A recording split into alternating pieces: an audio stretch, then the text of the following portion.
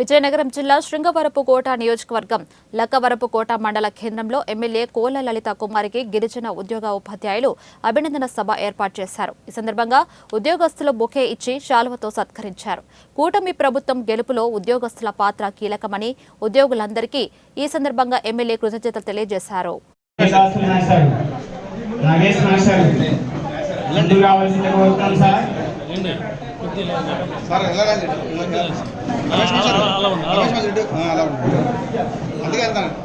అలాగే ఆమెను గౌరవించి విన్నవించేది ఈ శృంగవరపు కూడా అమాయకమైన కుటుంబంలో జన్మించి ఎన్నో ప్రభుత్వాలకు తోడుండి మరి అందులోనే కొంతమంది విద్యలో ఉన్నతులుగా ఈనాడు మా ముందు ఉండి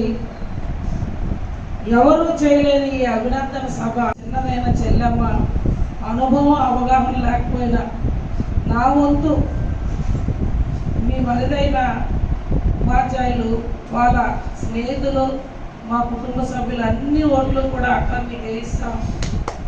ఈసారి మేము నడిపిస్తాం మరి మీటింగ్ పెట్టుకున్నామంటే మీ అందరికీ తెలుసు రాష్ట్రంలో కూటమి తెలుగుదేశం పార్టీ కార్యకర్తలు నాయకులు ఓట్లు వేసేస్తే గెలిచలేదు.